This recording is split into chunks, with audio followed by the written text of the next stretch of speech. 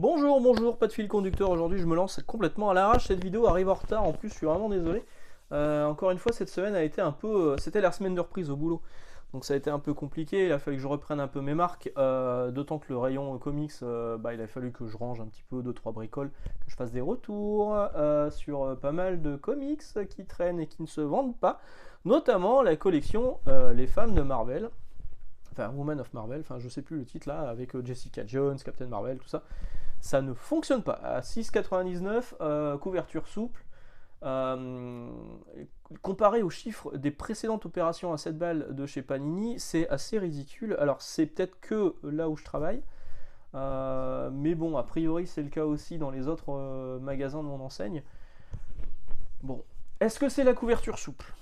Je sais pas. Est-ce que c'est le fait que ce soit des personnages qui sont moins intéressants? Est-ce que c'est de la misogynie parce que ce sont des personnages féminins? Je suis pas sûr. Après tout, que ce soit un homme ou une femme, le personnage principal, à partir du moment où l'histoire est bonne, bon, il n'y a pas tellement de problème. Ça m'empêche pas, moi, d'acheter Wonder Woman sous prétexte que ce soit un personnage féminin. Non, j'en sais rien, j'en sais rien. Je pense que ouais, le coup de la couverture souple, il a dû jouer un petit peu quand même.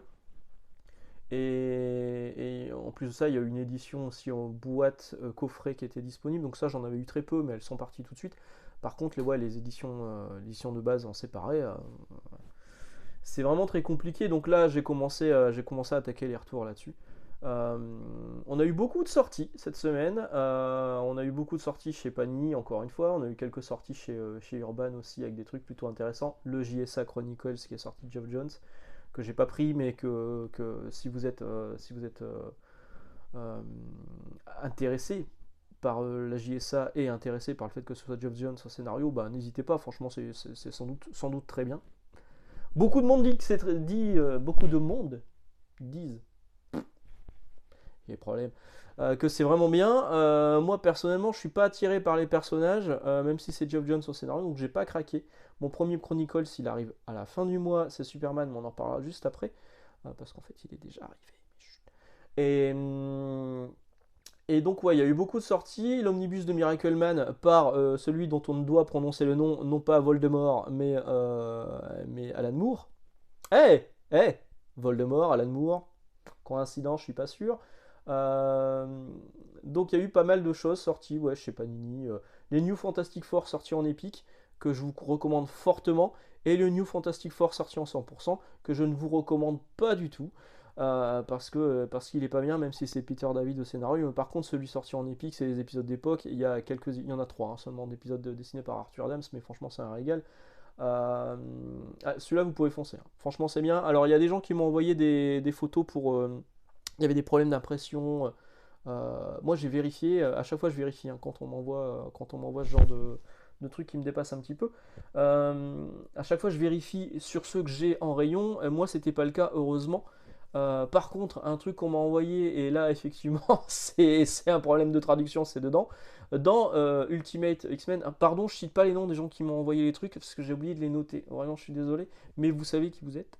Et je vous embrasse. Merci beaucoup de me communiquer ce genre d'informations, parce que effectivement je peux pas tout lire, donc il y a des trucs qui me passent un peu à côté. Donc dans Ultimate X-Men l'Omnibus qui est sorti, c'est dans les premiers épisodes. Il y a un moment, Cyclops traite Magneto, enfin lui dit à Magneto, je crois, tu me fais penser à Adolf Hitler. Adolf, A-D-O-L-P-H-E. Voilà, voilà. Donc là, bon, à moins que ce soit la version Ultimate d'Adolf Hitler qui s'écrit comme ça, c'est quand même curieux qu'on puisse se tromper à tel point sur un nom qui est aussi malheureusement connu. Voilà, voilà.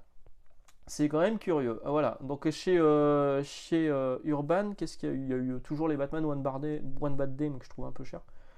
Que je vous recommande pas trop. À ce prix-là, franchement, c'est trop cher. C'est une connerie de l'avoir sorti à 15 balles en 72 pages, c'est pas une bonne idée. Il y a eu quelques bonnes sorties aussi en indépendant chez Black River, c'est pareil, je vais vous en parler après. Chez Black River, chez 404, il y a Jonah qui arrive le mois prochain, le tome 3, ce sera le dernier tome. Et j'ai tellement hâte de le lire parce que Jonah, c'est vraiment une série que je recommande pour tous les âges, qui se lit effectivement vite, mais là, si vous enchaînez les trois, bah, vous avez déjà un bon moment de lecture. Et en plus de ça, c'est magnifique, enfin, c'est hyper beau, c'est hyper dynamique, c'est top. C'est top. C'est Sangoku, vu par des auteurs américains. dans un monde un peu avec des monstres et tout. Enfin, vraiment, c'est très bien. C'est très très bien. Très très bien.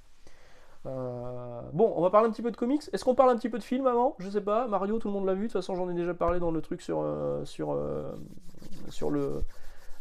côté manga que vous verrez demain, ou tout à l'heure, ou samedi prochain. Je sais pas encore quand je vais le diffuser, mais il a été tourné, en tout cas, ça c'est sûr.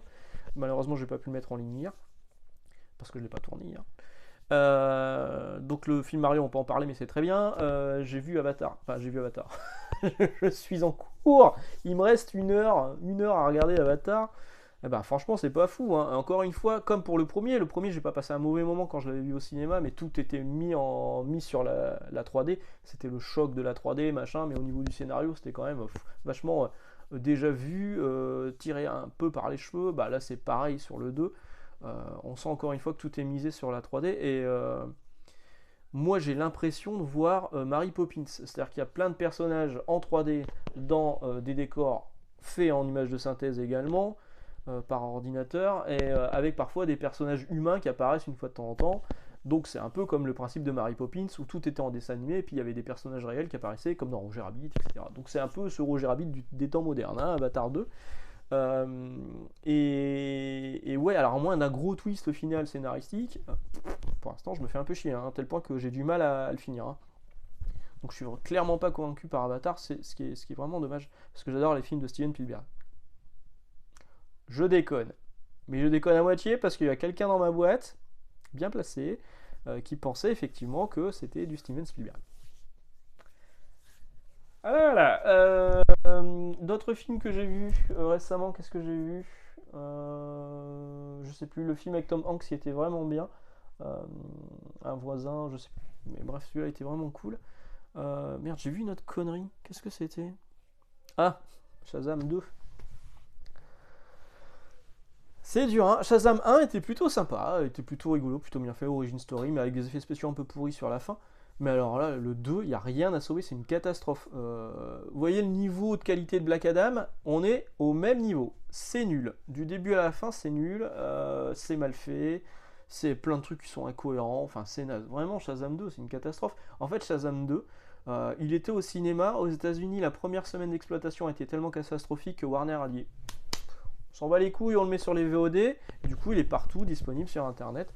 Et c'est vraiment, vraiment, vraiment pas bon du tout, du tout, du tout. Allez, on va parler un petit peu de comics. Cette semaine, j'ai chopé ça. Thanos Death Note. Je me suis rendu compte que j'étais passé à côté, c'était sorti en janvier. Il y a du Cronenberg, Grunbeck,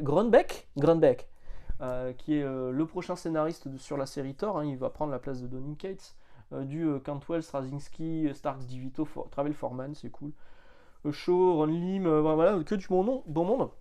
C'est des histoires courtes. Alors, c'est pas Thanos qui tombe sur un carnet noir comme celui-ci, le Death Note, référence à Death Note, les mangas. Pas du tout, c'est des histoires courtes en mettant en scène à chaque fois Thanos. C'est pas encore lu, donc je sais pas encore vraiment ce que ça donne, mais c'est vrai que je suis plutôt intrigué. Alors pourquoi je l'ai pris? En fait, je me suis rendu compte que ça allait sortir là bientôt en VF, mais dans l'anthologie Marvel Comics, que j'achète pas. Donc je me suis dit, ouais, ça, il y a quand même Grandbeck, et en plus c'est le personnage de Thanos. Je le tente, tant pis, je prends la VO, j'ai pas envie de payer 16 balles pour la VF, juste pour avoir ces quelques pages, parce que c'est quand même pas très gros, hein, c'est juste un truc à 5$ quand même, hein. Donc je l'ai chopé, chez Comic Zone pour tout vous dire parce qu'ils en avaient un disponible. J'ai payé aussi cher le comics que les frais de port, mais ils sont gentils, ils m'ont mis un bonus, ils m'ont mis un guide Batman. Génial. Donc voilà, donc ça si vous voulez le lire, ça sort effectivement le mois prochain dans Marvel Comics, le magazine. D'ailleurs Panini lance des Panini Big News là à partir d'aujourd'hui, donc ils vont annoncer pas mal de trucs qui sont plus ou moins prévus dans quelques temps. On sait que pareil, le one shot un peu comme ça de Timeless sera effectivement aussi dans Marvel Comics, qui lui met en scène Kang, ou Kang, je sais pas comment vous dites, et qui va se passer, qui va donner la marche à suivre de tout l'univers Marvel par la suite. Donc bon, wait and see. On verra un peu comme Incoming l'avait fait avant que Panini décide de le zapper puis de le remettre. Donc, mais là, cette fois, ils décident de le mettre, mais dans le magazine Marvel Comics. Donc, ils vont sans doute annoncer aussi le Kraven. Il y a un omnibus Kraven qui sort en fin d'année à 70 balles, qui fera 500 pages. Alors, c'est Kraven, la dernière chasse de Kraven, qui est un truc assez court, hein, mais qui est très très bien. Sa suite, qui est un peu plus oubliable. Il y aura aussi les origines de Kraven, la première apparition de Kraven, et puis c'est écrit des bonus. Ils vont nous trouver 400 pages de bonus alors dans ce cas-là. Mais 70 balles, ça pique un peu, et il y aura d'autres bricoles. Enfin, en ce moment, il y a pas mal de trucs qui pop dans les bases de libraires, aussi bien chez Panini que chez d'autres éditeurs comme Black River, comme Urban, etc. J'en parlerai en temps voulu, j'en parlerai quand ils communiqueront. Évidemment, quand Panini aura fini ses big news, donc ça va prendre 15 jours, je pense que je ferai deux vidéos, hein, une vidéo à mi-parcours et une vidéo à la fin.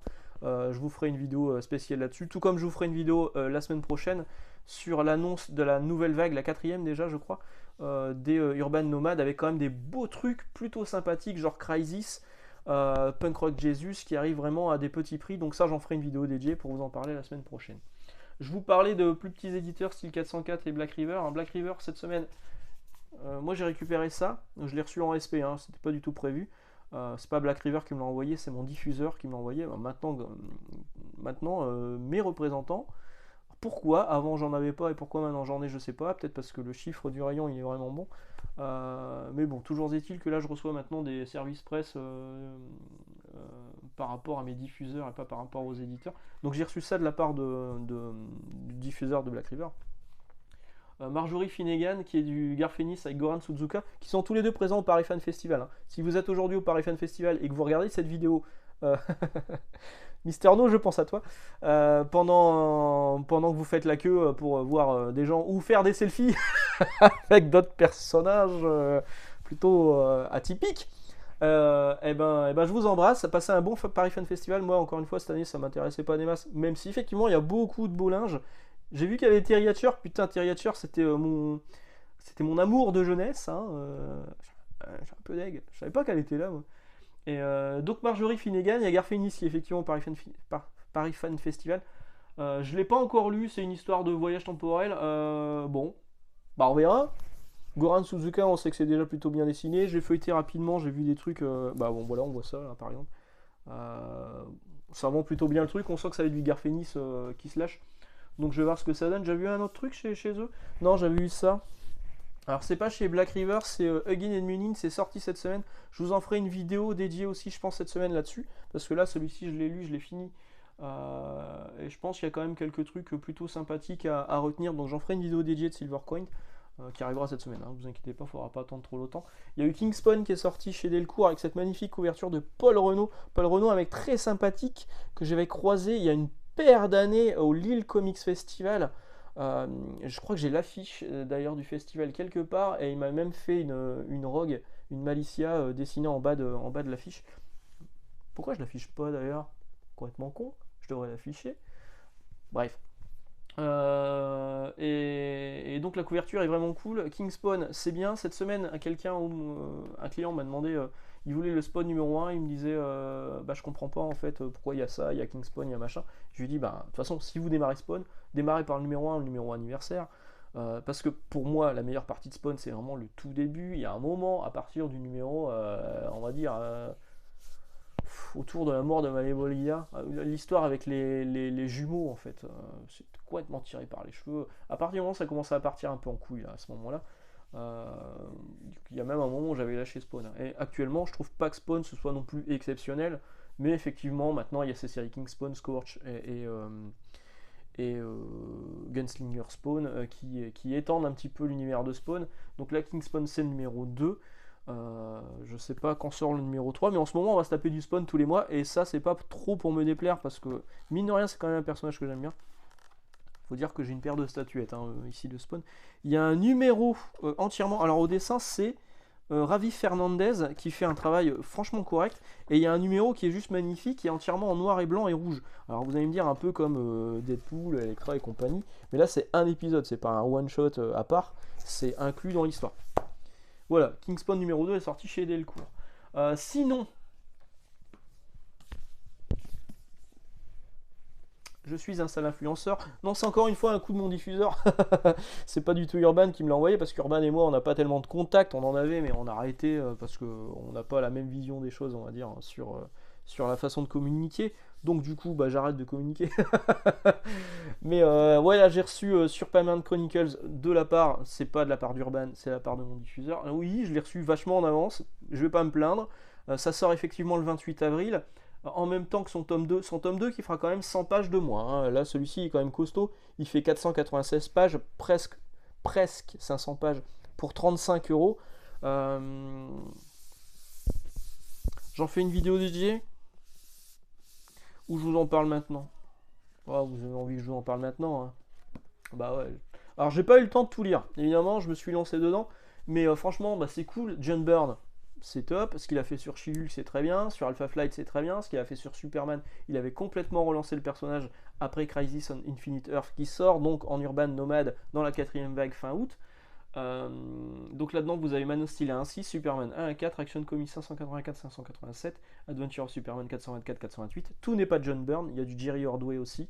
Il y a du Mark Wolfman au scénario parfois. Et ouais, c'est vraiment, vraiment cool. Alors oui, vous allez me dire, c'est déjà sorti dans une ancienne collection Urban au quasiment au même prix, ou c'était 28, je sais plus, en couverture dure. Mais bon, là-dedans, vous avez euh, beaucoup d'éditos, beaucoup d'explicatifs qui sont plutôt intéressants. Donc pour les gens qui ont déjà le premier tome, c'est les mêmes épisodes, hein. Urban, pour le coup, ils ont repris exactement ce qu'il y avait dans le précédent pour pas que les gens soient trop floués. C'est-à-dire que si vous voulez la suite, et ça fait des années que vous attendez la suite du Superman Man of Steel qui était sorti en couverture dure, vous pourrez prendre le Superman Chronicles 1987 volume 2, qui sera la suite directe des épisodes que vous avez déjà. Mais si vous ne les avez pas, foncez là-dessus. Pour moi, c'est sans doute la meilleure collection disponible sur Urban. C'est avec l'Urban Nomad, évidemment, qui a un très bon rapport qualité-prix, mais sur un format plus petit. Vous avez tout ce qui me plaisait dans les icons, à savoir un prix plutôt intéressant à 35 balles sur les icons. Là c'est 35 balles aussi. Là on est sur de la couverture souple.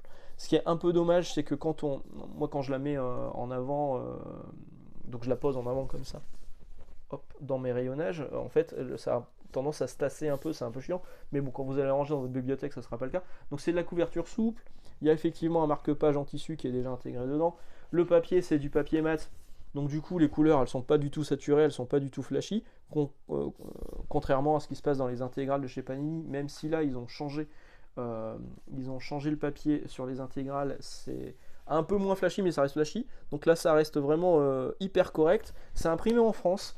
Alors, vous allez me dire, ça ne changera pas grand chose à ma lecture, soit, mais quand même, quand on voit certains omnibus qui sont imprimés en Inde chez Panini et qui ne tiennent pas la route, c'est un peu chiant. Là, c'est imprimé en France, donc bon, j'espère que ce sera de la qualité. A priori, ça a l'air d'être le cas. Vraiment, si vous ne connaissez pas ces épisodes, je vous invite à les découvrir. Donc encore une fois, pour moi, c'est la première fois que j'ai un Chronicles entre les mains chez moi, pas seulement au boulot. Et je suis complètement conquis en fait par la qualité d'édition. Je suis complètement conquis par le rapport qualité-prix de ce volume 1 à 500 pages, parce que le volume 2, il va faire 100 pages de moins. Et Urban n'a pas adapté le prix, il sera également à 35 balles, et ça c'est vraiment dommage. Contrairement à ce que j'avais dit sur Instagram, vous n'aurez pas l'intégralité du run du passage de John Byrne sur Superman dans les deux volumes qui sortent, parce qu'il y a un troisième volume qui sort en septembre, et a priori il y a aussi un quatrième volume aux États-Unis. Donc bon, maintenant, vous êtes fan de Superman, je pense que ce sont des épisodes qui sont à avoir, un peu comme Superman Birthright, un peu comme Superman for All Seasons. Superman Red Son, c'est un peu à part, mais c'est aussi une très bonne lecture chez Superman. Le passage du Geoff Johns sur Superman était très bien aussi, avec Ulysse, John Romita Jr. en dessin. Bref, tiens, si j'ai pas d'idée de vidéo, peut-être que j'aurais faire un top 100 des comics à lire, faire une vidéo, donc j'aurai 100 vidéos à vous faire, et... Non, pardon, je troll encore une fois. Et si vous n'êtes pas content, je vous préviens, je vais vous bannir, hein. Et puis je ferai une vidéo pour dire que j'ai banni 200 personnes sur ma chaîne. Voilà, pas du tout. Je vous souhaite une excellente journée, excellente lecture. On se retrouve très bientôt. Cette semaine, vous aurez donc droit à 2 vidéos, une mardi et une jeudi. On se retrouve la semaine prochaine pour le Free Talk. Encore une fois, excellente journée, excellente lecture. Superman Chronicles, excellent. Ciao, ciao!